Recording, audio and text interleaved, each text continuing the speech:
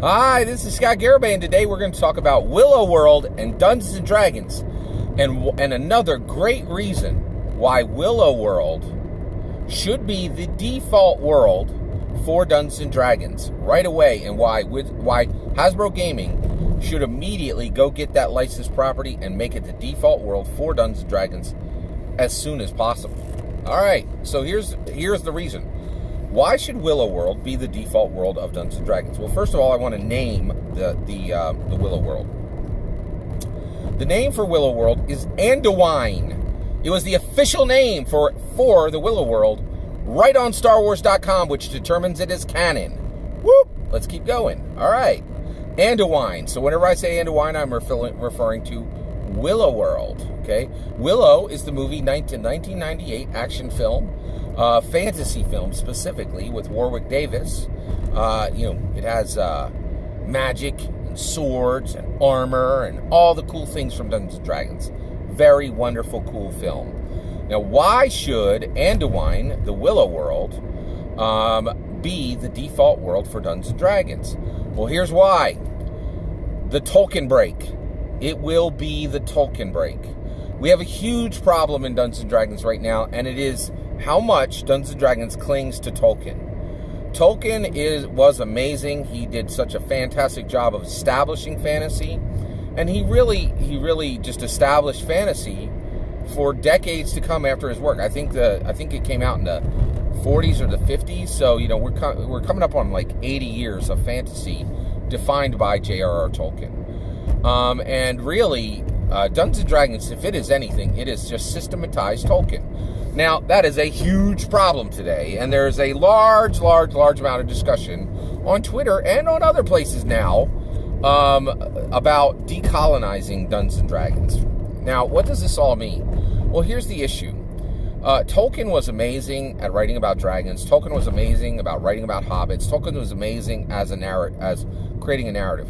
What he wasn't amazing about is dealing with intersectionality. And so this is a big issue with Dungeons & Dragons now. Dungeons & Dragons is fully committed to intersectionality.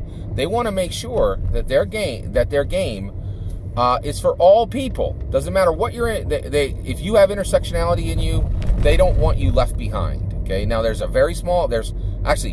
are people in America who don't have intersectionality. Generally, the world is configured for them. So they're the people who don't have XYZ month that celebrates their history, because every other month celebrates their history. But other people, those are intersectionality people. And Dungeons & Dragons is very, very dedicated to making sure that has been and is becoming more and more dedicated to making sure that the game addresses intersectionality. And Tolkien is terrible on intersectionality. It's terrible on it.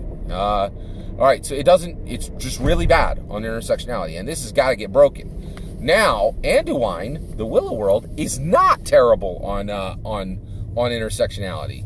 So it actually addresses intersectionality really well. So it's not perfect. There's a few missteps, but overall it's pretty darn good. One of the things that Andowyne, the Willow World, gets really well is different genders. So in the movie Willow, 1998, most of the powerful mages are women.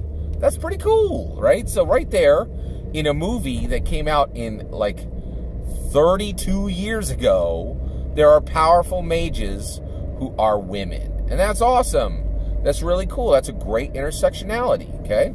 And then in addition to that, there are elderly people in it. I know that sounds strange as intersectionality, but more and more age has become an issue, and there are prejudices against older people, and we have definitely seen prejudices against older people in TTRPGs. That intersectionality is addressed right in Andowyne in the Willow World. Also, people of different shapes, people who are big and tall, people who are thin and round. People of different body types are all throughout Andowyne, the Willow World. In addition, the way they deal with heritages, the way they deal with lineages, what Dungeons & Dragons unfortunately still calls race, which I'm sure they're going to trust and believe that'll be gone in 6th edition. There's no two ways about that. But their heritages and their lineages, they don't call humans humans. They call them Daikini, right? And that's pretty cool because everybody, like, in Willow looks like human, but they could have two hearts, right? Like, they could have a difference that's just non-disclosed, and that's pretty neat. It's really interesting. Also, the people who are smaller that look a little bit like hobbits, they're called Nelwyns. There are also brownies in the movie, really, really tiny little like fairy type people, and it's really cool. There's a lot of, but it's really neat that you have this situation where it's very cool that you have this situation where you see these intersectionalities that exist within the world. And there are multiple other intersectionalities within the world as well.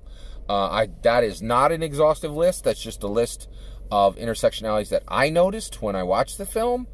And I think so Andowyne, Willow World, is a world that it came out in 1998. It had a successful movie. That movie is there, and it has stood the test of time. And in addition to that, it has continued to grow. There are 3 additional books that have been created with it. And there's a board game that was created for it. There was also a video game that was connected to it. And it is on Disney Plus. It is continuing to grow. But the reality is, the intersectionality of Andowyne, Willow World, is much better than Tolkien. Now, the reality is, I have to say, this it is much better than Tolkien, and this is a very, very, very good reason why actually making a deal to use Andowyne as the default world for Dungeons & Dragons, either for like one edition or for going forward, I think is a fantastic idea. And so intersectionality is one reason why it would be a great idea, an absolutely spectacular idea, to get and do use Andowyne as the official world for Dungeons & Dragons. All that is my opinion. I'd love to hear your opinion. Let me know what you think in the comments below.